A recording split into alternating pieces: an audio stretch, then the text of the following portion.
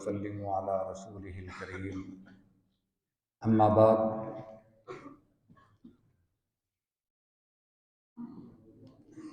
نماز کے مسائل ہم بالترتیب پڑھ رہے ہیں۔ پہلے طہارت کا طریقہ اور اس کے آداب، اس کے بعد وضو کا طریقہ اور اس کی سنتیں، یہ ہم نے پڑھی اور سنی۔ نماز کا طریقہ شروع کرنے سے پہلے اسی سے متعلق ایک یہ عمل آپ کی خدمت میں گوش گزار کرنا بھی ضروری ہے کہ غسل کا طریقہ کیا ہے، چونکہ نماز کے لیے پاک ہونا یہ ضروری ہے، اور جب آدمی پر غسل فرض ہو جائے تو اس کا شرعی طریقہ کیا ہے، بہت سارے مسلمان اس سے ناواقف ہیں۔ وہ محض جسم پر پانی بہا لینے کو ہی غسل خیال کرتے ہیں، حالانکہ جو شریعت میں طریقہ موجود ہے، اگر اسی کے مطابق ہم غسل کریں گے تو وہی ہمارا غسل شمار ہوگا۔ اپنے طریقے سے کیا ہوا غسل یا وضو وہ اللہ کے ہاں قابل قبول نہیں۔ آدمی وضو کی بجائے پانی کے تالاب میں یا نہر میں چھلانگ لگا کر باہر آ جائے، اپنا پورا جسم گیلا کر لے تو اس کا وہ وضو شمار نہیں ہوگا جب تک وہ اس طریقے کے مطابق نہ کرے جو طریقہ ہمیں بتایا گیا ہے۔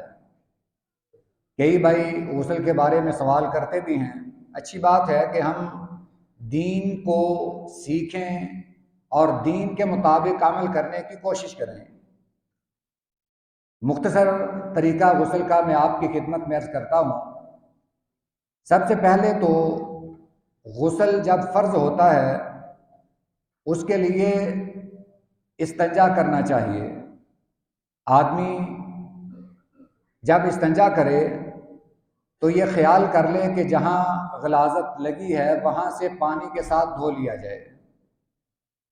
اس کے بعد جو غسل کا طریقہ ہے، اور اس میں بعض لوگ غلطی کر جاتے ہیں، وہ یہ ہے کہ غسل سے پہلے جیسے ہم نماز والا وضو کرتے ہیں جس کا طریقہ بھی بیان کیا گیا ہے، اسی طرح غسل سے پہلے وضو کیا جائے۔ سیدہ عائشہ صدیقہ رضی اللہ تعالی عنہا سے مروی ہے، بخاری شریف میں یہ روایت موجود ہے۔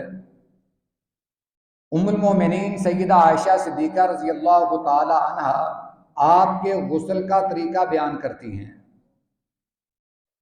یعنی آپ نے پہلے استنجا کیا، اس کے بعد سیدہ عائشہ فرماتی ہیں کہ آپ نے نماز کے وضو والا وضو فرمایا، جیسا وضو ہم نماز کے لیے کرتے ہیں بالکل اسی طرح وضو کیا جائے۔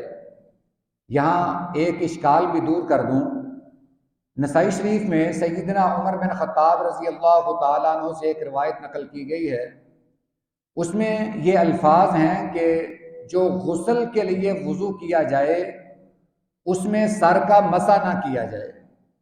امام نسائی نے باب بھی یہی باندھا ہے، یعنی جو ہم غسل کے لیے وضو کرتے ہیں اس میں اس روایت کے مطابق سر کا مسح یہ ثابت نہیں ہے، یا سر کا مسح چھوڑ دینا یہ بہتر ہے۔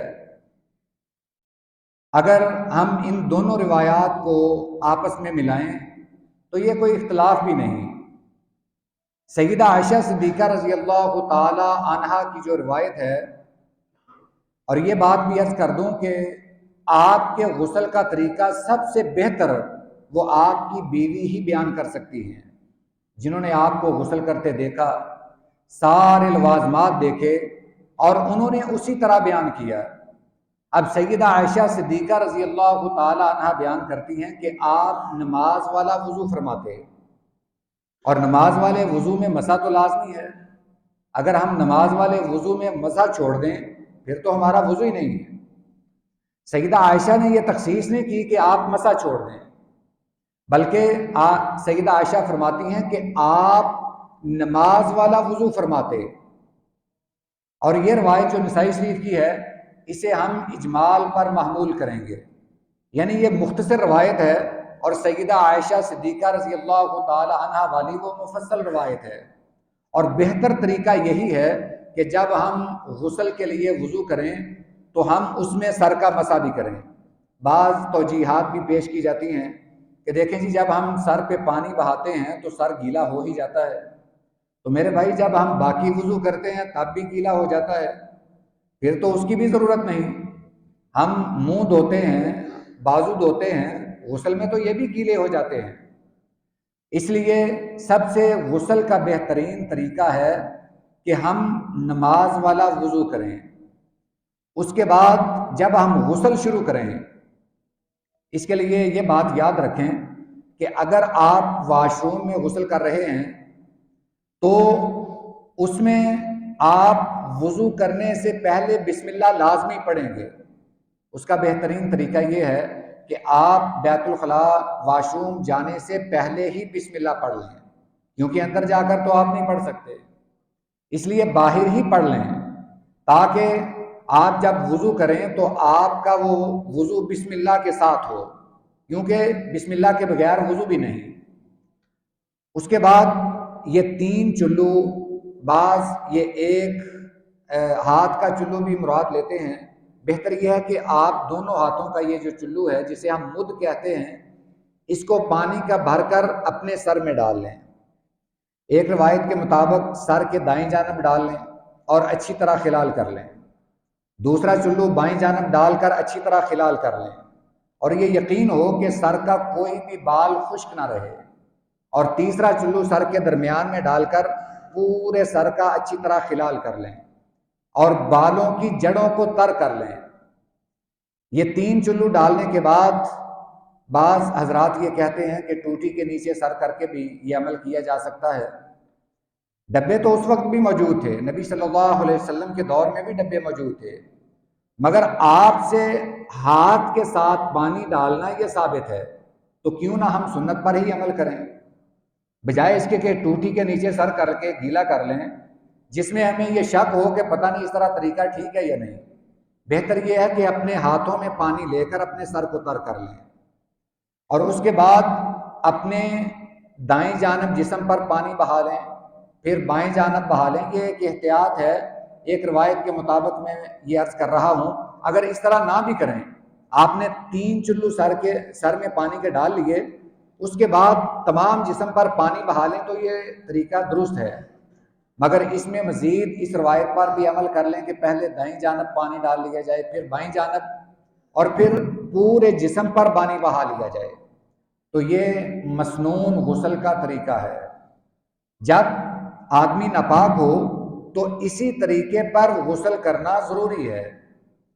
پھر اس میں ایک مسئلہ یہ بھی ہے کہ جب ہم نے وضو کیا اس کے بعد اپنے پورے جسم پر پانی بہا لیا، اگر صابن کی ضرورت محسوس نہیں ہوئی، اگر دوران غسل آپ کا ہاتھ شرمگاہ کو نہیں لگا تو آپ کا وضو برقرار ہے.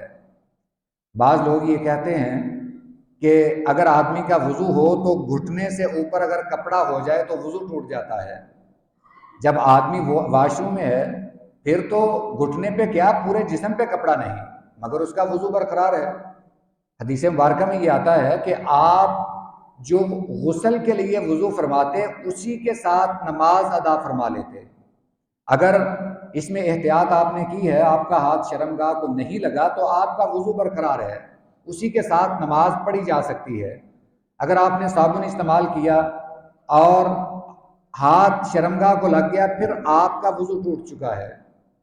غسل کے بعد اگر نماز پڑھنا چاہیں تو پھر اس کے لیے وضو الگ کریں گے. تو اسی طرح پاؤں دھونے کا مسئلہ ہے کہ غسل میں یہ ایک 2 احادیث مبارکہ کے درمیان تطبیق ہے. ایک حدیث مبارکہ میں ہے کہ آپ نے پاؤں مبارک بعد میں دھوئے، ایک میں ہے کہ آپ نے ساتھ ہی پاؤں مبارک دھو لیے۔ جب یہ روایت پڑھتے ہیں کہ بعد میں پاؤں دھوئے، اس میں یہ بات ثابت ہوتی ہے کہ وہ جگہ کچی تھی، اس لیے آپ نے پاؤں بعد میں دھوئے۔ تو آپ جب وضو کرتے ہیں اس کے ساتھ ہی پاؤں دھو لیں تب بھی ٹھیک ہے، مکمل غسل کر کے بعد میں پاؤں دھو لیں یہ بھی ٹھیک ہے۔ اللہ تعالیٰ سے دعا ہے اللہ سنت کے مطابق ہمیں تمام اعمال انجام دینے کی توفیق عطا فرمائے۔ وآخر دعوانا ان الحمد للہ رب العالمین۔